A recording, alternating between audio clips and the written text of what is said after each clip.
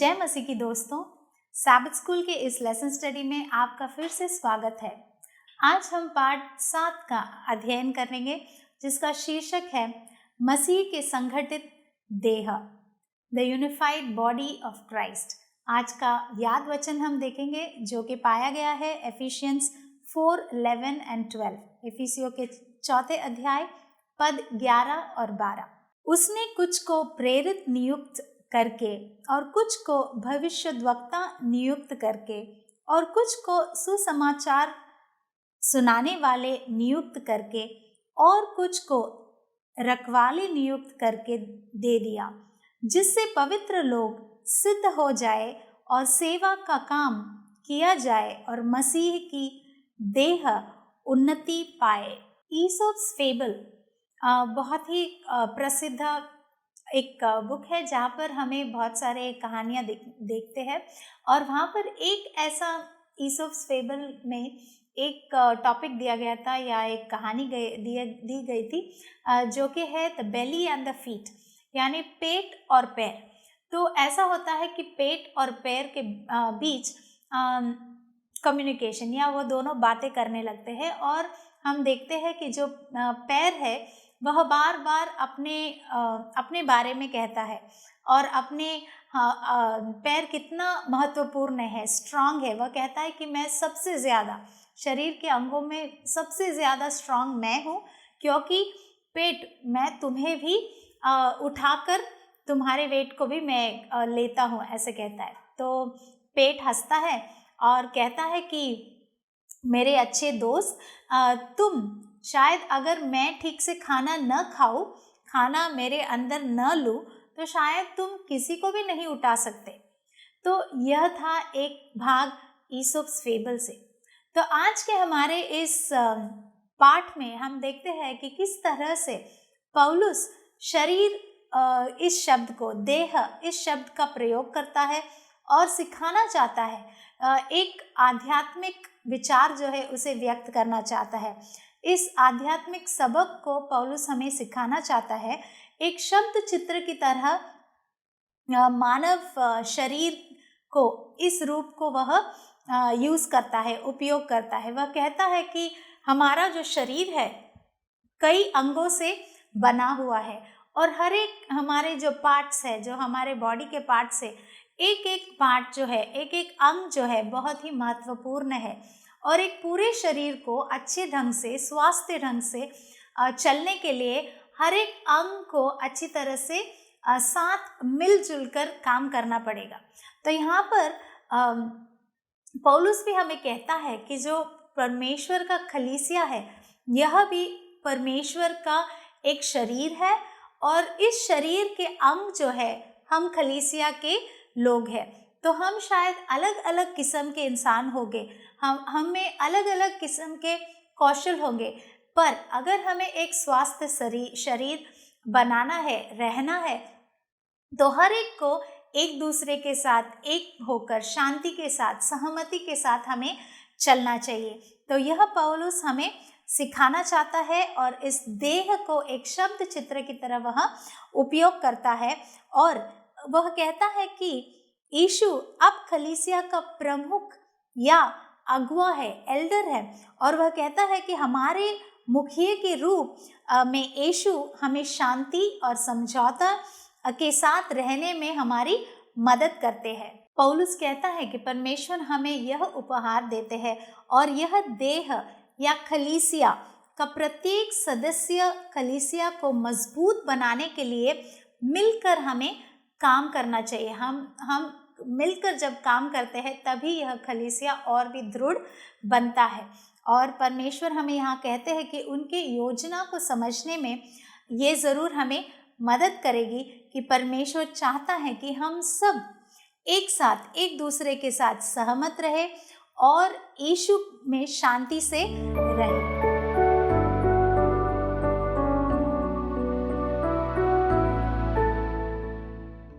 रविवार के इस भाग को हम पढ़ेंगे जिसका शीर्षक हमें दिया गया है आत्मा की एकता, यानी the unity of the spirit. ये हम देखते हैं इफिसियों के 4 अध्याय के पद 1 से लेके 16 तक। तो यहाँ पर हम देखते हैं कि पौलुस जब उनके सदस्यों से बात करता है तो यहाँ पर वह एक अपील करता है लोगों से, कलीसिया के लोगों से कुछ आमंत्रण देता है, कहता है। तो शांति और एक दूसरे के साथ समझौते में रहने के लिए वह एक अपील करता है, उन्हें प्रोत्साहित करता है, उन्हें मोटिवेट करता है या एनकरेज करता है, हम देखते हैं। तो यहाँ पर पौलुस एक विशेष घोषणा के साथ इस एफिसियों के 4 अध्याय को वह आरंभ करता है। ये कहता है कि 2 चीज़ों, यह जो भाग है इसे हम 2 भागों में देखेंगे।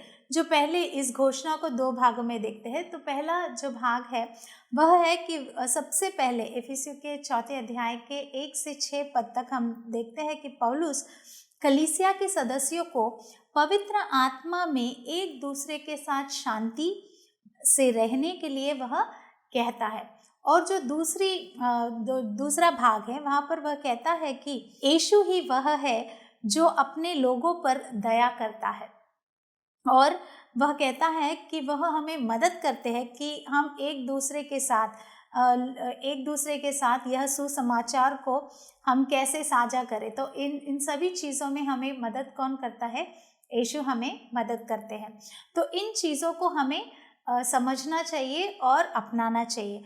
और वह कहता है कि कलीसिया, सभी सदस्य कलीसिया को स्वस्थ रखने, मजबूत होने और यीशु में एक होने में मदद करते हैं। तो हम सब मिलकर, जैसे हम पढ़ रहे हैं कि एक शरीर में चाहे बहुत सारे अंग हो, पार्ट्स हो, मगर यह सारी चीज़ें, जो यह अंग है, जो एक साथ मिलकर जब काम करते हैं तो स्वास्थ्य जो है वह बहुत ही अच्छा होता है, हेल्दी बॉडी हम बोलते हैं, है ना। तो उसी तरह से यहाँ पर यह आध्यात्मिक विचार जो है यहाँ पर पौलुस कहता है। तो वह इस एफिसियों के 4 अध्याय में एक निमंत्रण के साथ इसे शुरू करता है और हम उसे पढ़ेंगे एफिशियंस 4:1 में। एफिसियों के 4 अध्याय पहले वचन में, पहले पद में हम देखते हैं कि इसलिए मैं जो प्रभु में बंदी हूँ तुमसे विनती करता हूँ कि जिस बुलाहट से तुम बुलाए गए थे उसकी योग्य चाल चलो। तो इस आयत में जीवित के रूप में लिखे गए शब्द का अर्थ जो है यहाँ पर व्यवहार करना, यानी यहाँ पर वह कहता है कि हमारे चाल को ठीक ढंग से योग्य चाल चले। तो हमारा व्यवहार, हमारा बिहेवियर किस तरह होना चाहिए, यहाँ पर पौलुस हमें सिखाता है। और वह आगे भी बढ़कर कहता है कि हमें इस मसीही विश्वास को हमें स्वीकार करना है और उसका पालन करना है। ऐसा एक आमंत्रण जो है वह हमसे करता है। और वह कहता है कि हमारा व्यवहार मनुष्यों के उद्धार के लिए या परमेश्वर की योजना को दर्शाए, इस तरह का व्यवहार हमारा होना चाहिए। उन कामों को करने के लिए वह हमें कहता है जो कलीसिया में शांति और समझौते की ओर ले जाए, तो उस किस्म का व्यवहार हमारा होना चाहिए। तो पौलुस हमें 3 चीज़ों को यहाँ पर और उस पर प्रकाश डालता है। पहला जो है प्यार करने वाले, दूसरा धैर्यवान, और जो तीसरा है हम में स्वार्थ रहित दिल की भी बात वह करता है। तो आइए इन 3 व्यवहारों के बारे में हम देखेंगे। तो जो पहला है एक विनम्र हृदय। तो जब हम विनम्र होने या बिना किसी अहंकार के होने की बात करते हैं तो इसका अर्थ क्या है? तो इसका अर्थ यह है कि जब एक इंसान विनम्र होता है तो दूसरे लोगों की मदद वह करता है। जब एक इंसान विनम्र दिल रखता है, जब विनम्र होता है, तो यह इंसान यह भी सोचता है कि अन्य लोग स्वयं से अधिक महत्वपूर्ण है, यानी मुझसे ज़्यादा जो आगे वाला इंसान है वह महत्वपूर्ण है। अपने बारे में स्वार्थी होकर न सोचकर वह दूसरों के अच्छाई को वह सोचता है और उनको वह महत्वपूर्ण मानता है। और विनम्र होने या अहंकार रहित होने का यह मतलब नहीं कि हमारा मूल्य बहुत कम है, ऐसा नहीं, बल्कि उसका अर्थ यह है कि हम यानी आप दूसरे लोगों के मूल्य को अधिक समझते हो, अधिक देखते हो और आप उनकी सेवा करने के लिए करने में आप बहुत आनंद पाते हो।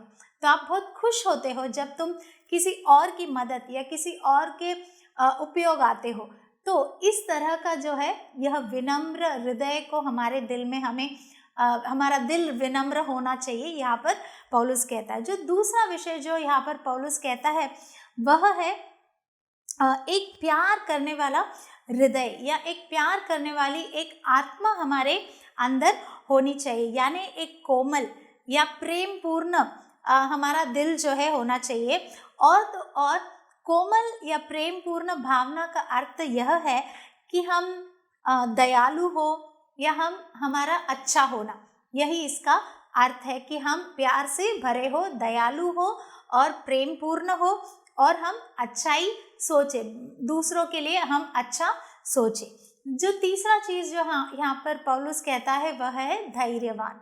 तो एक इंसान जो धैर्यवान बनता है, जो बहुत ही करेजियस है, तो ऐसा नहीं कि आगे जाकर लड़ना या उसे धैर्यवान नहीं कहते, बल्कि एक इंसान जो धैर्यवान व्यक्ति वही होता है जो शांत रहता है और कठिन समय में अपना विश्वास जो है उसे भरपूरी से वह दिखाता है, यानी उसका विश्वास जो है कठिन समय में भरकर आता है। वो ज़्यादा बात नहीं करता, पर जब वह समय आता है उसका विश्वास वहाँ पर उभर कर आता है। तो इन तीन चीज़ों के बारे में पौलुस हमें एक आमंत्रण देता है और हमारे जीवन के व्यवहार को बदलने में वह इसे अपनाने की एक आमंत्रण हमें देता है।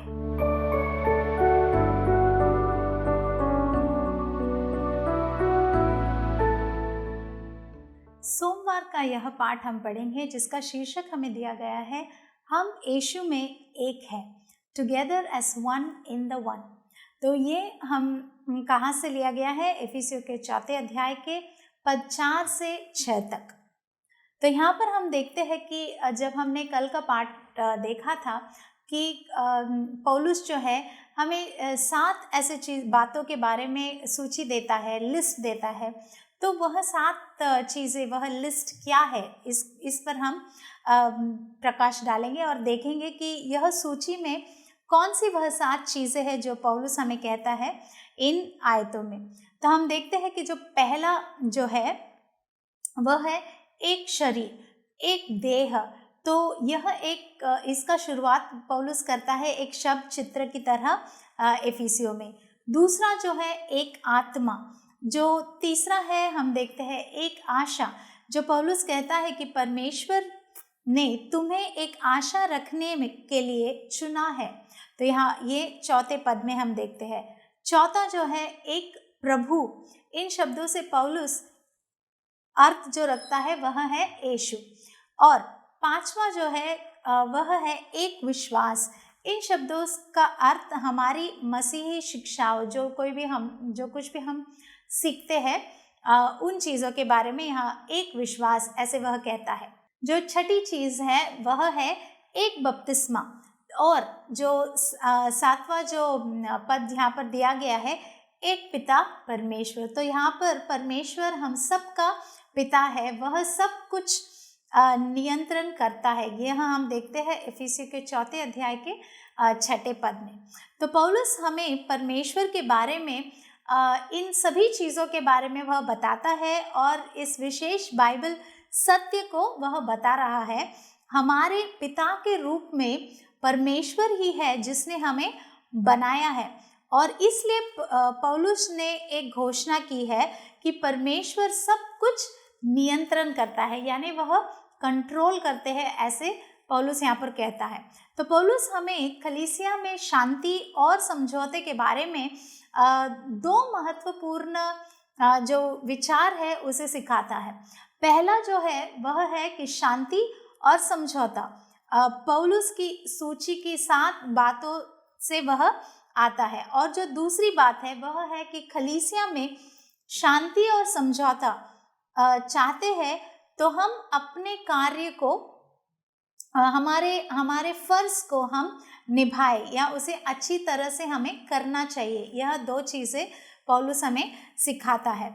और आगे पौलुस यह भी कहता है कि जब हम पवित्र आत्मा के साथ मिलकर हम जब यह काम हम करना चाहते हैं, यह हम समझौता या शांति से रहना चाहते हैं, तब शायद अगर हमारे ज़िंदगी में हमसे गलतियां हो सकती है और इन गलतियों की वजह से हम रो सकते हैं, मगर हमें नहीं भूलना चाहिए कि परमेश्वर हमारे साथ है और उनके योजना का हम एक हिस्सा है।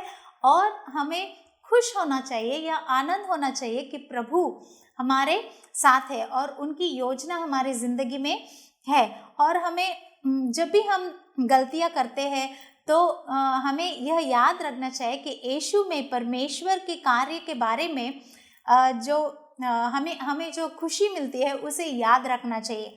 क्योंकि यहाँ पर हम देखते हैं कि इफिसियों के 4 अध्याय 3 वचन में कि परमेश्वर कलीसिया में शांति और समझौता करने के लिए यीशु में कार्य करता है।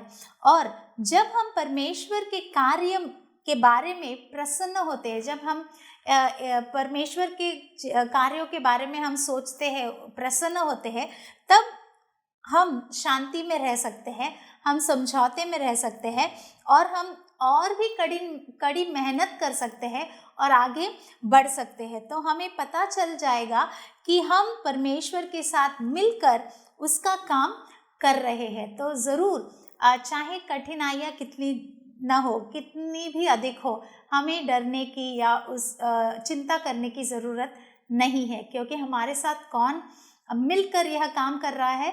परमेश्वर हमारे साथ मिलकर यह काम कर रहे हैं।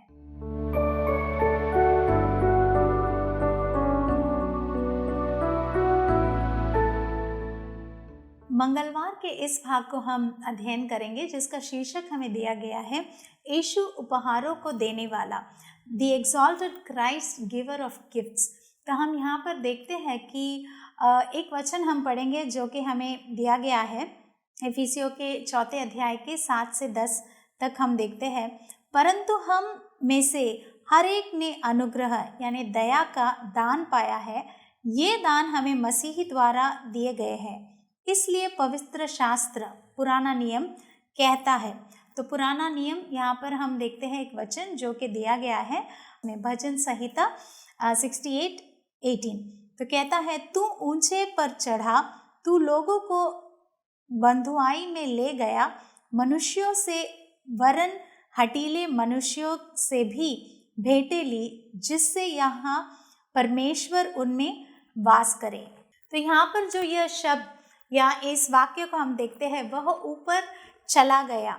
इसका क्या अर्थ हो सकता है?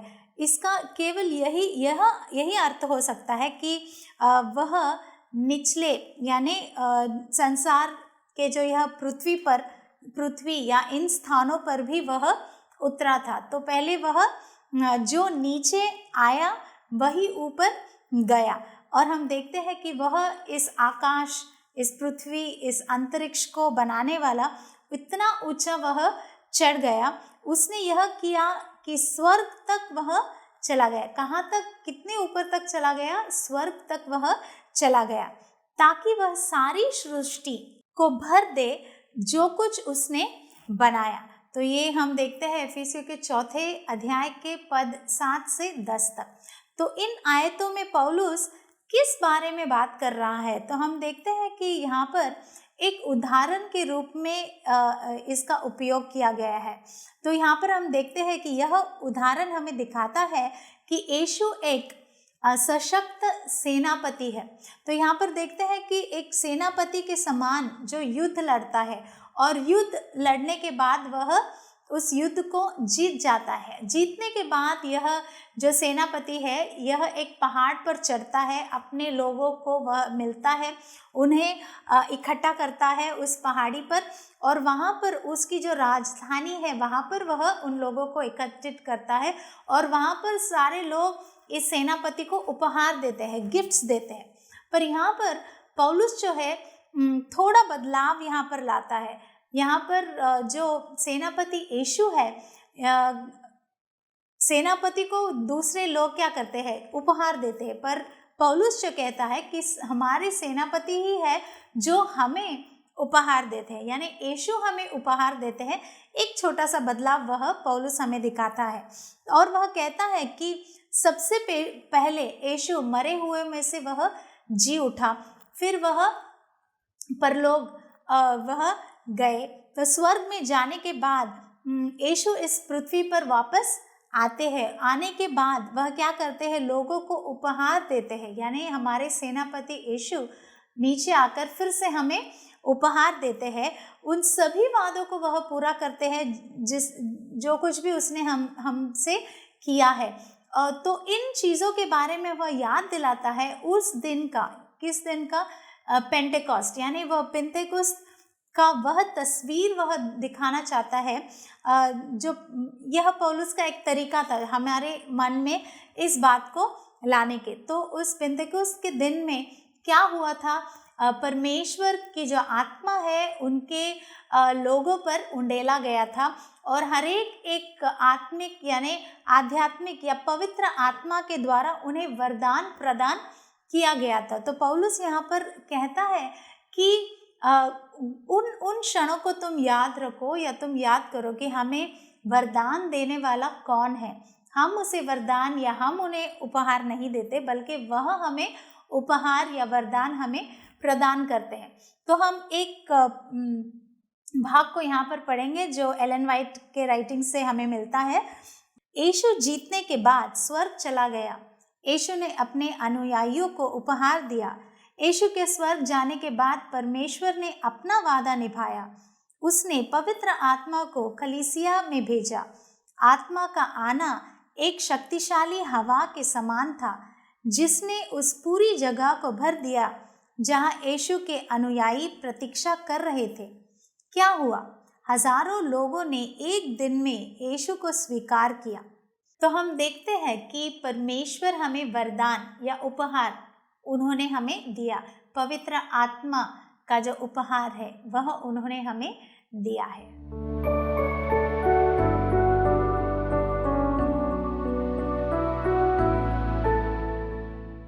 आइए हम बुधवार के इस भाग की ओर हम चले, जिसका शीर्षक हमें दिया गया है यीशु के उपहार, gifts of the exalted Jesus. तो यहाँ पर हमने जैसे देखा कि प्रभु हमें उपहार देते हैं। तो क्या उपहार देते हैं, इसका हम अध्ययन इस भाग में हम करेंगे। तो पौलुस भजन संहिता के जो 68 चैप्टर के 18 वर्स को वह उदाहरण के रूप से वह उपयोग करता है। तो वह दिखाता है कि यीशु अपने लोगों को मृतकों से जी उठने और स्वर्ग जाने के बाद उपहार देता है। यीशु क्या उपहार देता है, यीशु ये उपहार क्यों देता है? तो इसके लिए हमें पढ़ना पड़ेगा इफिसियों के 4 अध्याय को पद 11 से 13 तक। तो हमें पता चलता है कि पौलुस जो है लोगों के 4 समूहों का नाम जो है उसे देता है। तो 4 ग्रुप्स को वो यहाँ पर बताता है जिन्हें यीशु ने कलीसिया को उपहार के रूप में दिया था। तो कौन है यह 4 समूह के लोग या ग्रुप्स जो हम कहते हैं, जिसे प्रभु ने एक उपहार की तरह हमें दिया है? तो पहला जो है जो समूह शामिल होता है, जो पहला है वह है कलीसिया के अगुवाए यानी अपोस्टल्स हम कहते हैं ना, तो वो लोग। जो दूसरा जो समूह है वह है विशेष दूत यानी प्रॉफिट्स। और हम तीसरा जो समूह देखते हैं वह है यात्रा करने वाले प्रचारक यानी इवेंजलिस्ट, ठीक है। और जो चौथे जो समूह के लोग हैं यह चरवाहे और स्थानीय चर्च के पादरी या शिक्षक लोग जो है उन्हें, यानी शेपर्ड्स एंड टीचर्स इन्हें कहते हैं। तो इन लोगों को, इन समूहों को परमेश्वर ने एक उपहार की तरह कलीसिया को दिया था। तो यहाँ पर हम देखते हैं कि इफिसियों में इन समूहों को एक उपहार की तरह प्रभु देते हैं। और इफिसियों के इसी 4 अध्याय के 13वें पद में हम पढ़ते हैं कि जो पहले के जो सेवेंथ डे एडवेंटिस्ट लोग थे उनके लिए यह वाक्य या यह वचन जो है यह पद बहुत ही महत्वपूर्ण था। उनके पास एलन जी वाइट के आध्यात्मिक उपहारों के बारे में प्रश्न थे। क्या प्रश्न थे? उन्होंने पूछा कि क्या बाइबल कहती है कि विशेष संदेशवाहक केवल नए नियम के समय की ही हो या समय के ही रहते थे? और वह पूछते हैं कि क्या परमेश्वर नए नियम के समय के बाद भी अपनी कलीसिया को विशेष संदेशवाहक देना जारी रखेगा? पहले एडवेंटिस्ट ने इफिसियों के 4 अध्याय के 13वें पद में उत्तर पाया। तो क्या उत्तर पाया? इस आयत में महत्वपूर्ण नियम एक जहाज के कप्तान के बारे में एक चित्र कहानी यहाँ पर हमें दिखाया गया है, जो हम उससे सीख सकते हैं। तो जब एक जहाज के कप्तान जो है रवाना होते हैं, तो रवाना होने से पहले उन्हें सभी आदेशों का पालन करना चाहिए था, उन्हें पढ़ना चाहिए था। पर ऐसा होता है कि जैसे ही जहाज बंदरगाह के पास आता है, कप्तान को पता चलता है कि एक समुद्री पायलट जहाज को बंदरगाह तक ले जाने में मदद करने के लिए आएगा, तो कोई उन्हें रिसीव करने के लिए वहाँ पर आएगा। तो जहाज के कप्तान को समुद्री पायलट को सवार होने देना चाहिए, पहली बात। और जहाज के कप्तान को पायलट की बात माननी चाहिए, है ना, क्योंकि अगर उन्हें वह जो जगह है बंदरगाह वहाँ पर पहुँचना है और उसे पहुँचने में कोई मदद करता है, तो मदद करने वाले इंसान की बात उन्हें माननी पड़ेगी। तो यहाँ पर पायलट जो है, इस शब्द का पायलट परमेश्वर के दूत के लिए एक शब्द चित्र है, और जहाज का कप्तान जो है वह वफादार सेवेंथ डे एडवेंटिस्ट के लिए एक शब्द चित्र है। तो हम देखते हैं कि हम पढ़ते हैं कि नौकायन के आदेशों का पालन कौन करेगा? वे लोग जो पायलट को अस्वीकार करते हैं, या वे लोग जो उसे वैसे ही स्वीकार करते हैं जैसा उन्हें करने का आदेश दिया गया था? आप न्याय करें। तो यहाँ पर हम देखते हैं कि यशायाह के जो 5वें अध्याय के 4 पद में हम देखते हैं कि इस पद में प्रभु कहता है कि मेरे अंगूर, आइज़ाया 5:4, मेरे अंगूर के खेत के लिए और क्या करना था जो मैंने उसके लिए नहीं किया। अंगूर का खेत परमेश्वर की कलीसिया के लिए एक शब्द चित्र है, और हम देखते हैं कि परमेश्वर ने हमारे कलीसिया को क्या उपहार दिया है। एलन जी वाइट का लेखन किस प्रकार हमारे लिए परमेश्वर के उपहार का एक हिस्सा है। तो यहाँ पर यह प्रश्न उठता है, तो क्या आज हम एलन वाइट के राइटिंग्स को एक उपहार की तरह मानते हैं? क्या उसे अपनाते हैं? क्या उसमें दिए गए जो लेखन है उसे हम अपनाते हैं?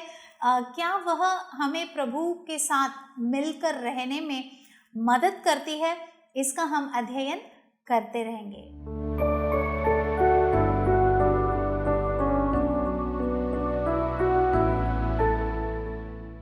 बृहस्पतिवार का यह भाग का अध्ययन हम करेंगे, जो शीर्षक हमें यहाँ पर दिया गया है, बेहतर और मजबूत मसीही बनना, यानी ग्रोइंग अप इनटू क्राइस्ट, जो किस वचन पर आधारित है? इफिसियों के 4 अध्याय के 14वें पद पे आधारित यह भाग है।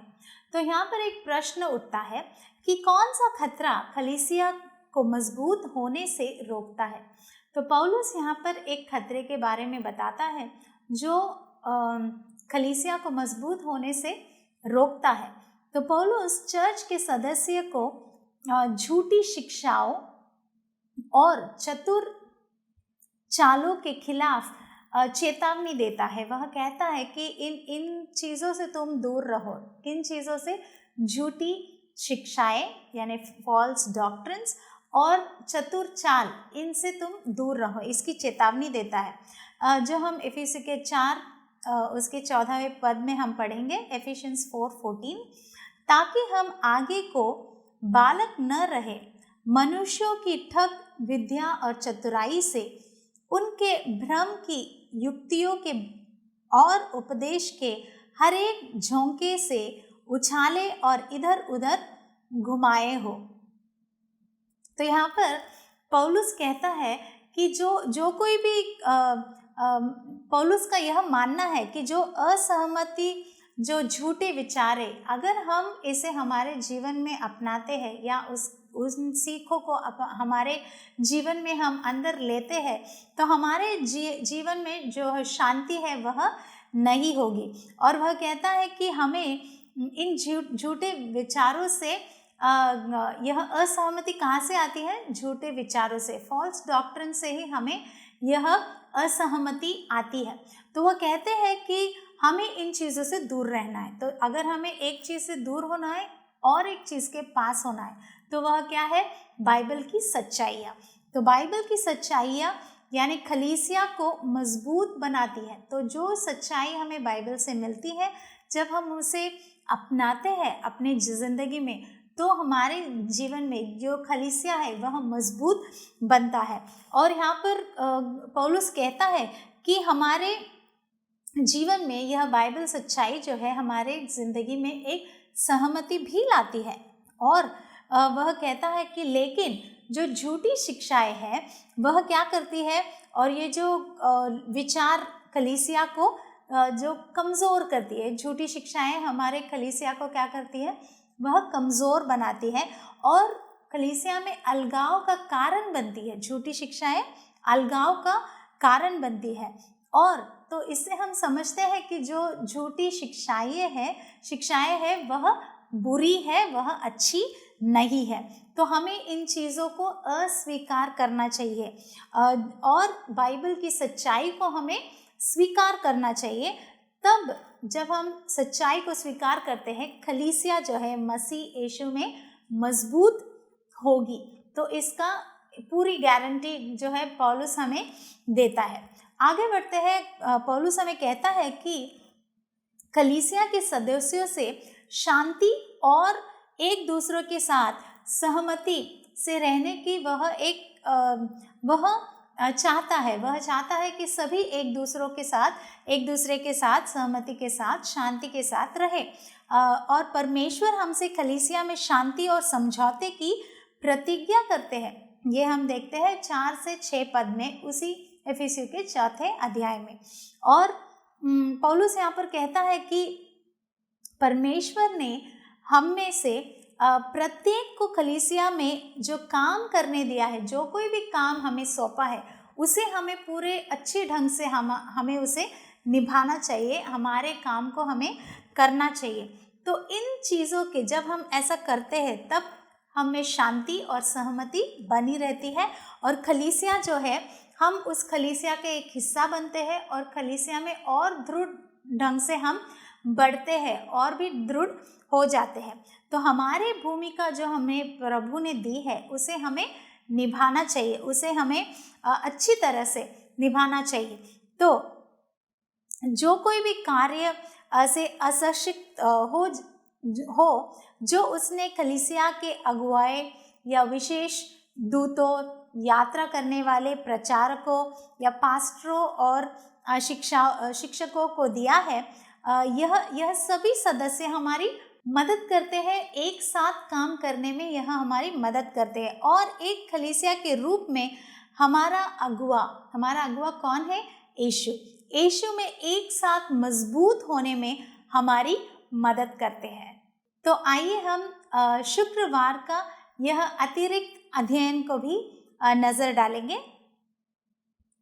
नीचे दी गई 2 टिप्पणियाँ हमें इफिसियों के 4:7 से 10 पद को बेहतर ढंग से समझने में मदद करेंगी। पहले इफिसियों 4:9 को कैसे समझें? कुछ बाइबल कहती है कि यीशु स्वर्ग में जाने से पहले पृथ्वी पर उतरा। अन्य बाइबल कहती है कि यीशु स्वर्ग में ऊपर और नीचे पृथ्वी पर चला गया, लेकिन वे यह स्पष्ट नहीं करते कि इनमें से कौन सा काम यीशु ने पहले किया। भजन 68:18 में हमें यह समझने में मदद करता है कि इफिसियों 4:9 में पौलुस का क्या मतलब है। जैसा कि हमने मंगलवार के अध्ययन में देखा, भजन संहिता 68:18 में यीशु मरे हुए में से जी उठने के बाद सबसे पहले स्वर्ग जाता है। तब यीशु पवित्र आत्मा में पृथ्वी पर आता है। दूसरा, इफिसियों 4:8 में बंदी। इफिसियों 4:8 में पौलुस भजन संहिता 68:18 के एक उदाहरण का उपयोग करता है। जब मैं मसीही यीशु स्वर्ग पर चढ़ गया तो उसने उन लोगों को अपने साथ ले लिया जिन्हें उसने अपने साथ जीत लिया था। इफिसियों 4:8। वे कौन लोग हैं जिन्हें यीशु ने जीता? 76 बाइबल पद को इस प्रकार रखता है, उसने बहुत से बंदी बनाए। कई सेवेंथ डे एडवेंटिस्ट इस पद को इस अर्थ में समझते हैं कि यीशु लोगों के उस समूह को स्वर्ग ले गया जो मृतकों में से तब उठा जब उसने ऐसा किया। यीशु लोगों के इस समूह को अपने पिता को एक उपहार के रूप में प्रदान करता है जब वह स्वर्ग की अदालतों में आता है। साथ ही इफिसियों 4:8 का अर्थ यह भी हो सकता है कि यीशु ने शैतान और उसके दुष्ट दूतों के विरुद्ध युद्ध जीत लिया, इसलिए शैतान और उसके दुष्ट दूत यीशु के कैदियों के समान ही है। हमारे साथ बने रहिएगा। प्रभु आपको आशीष दे।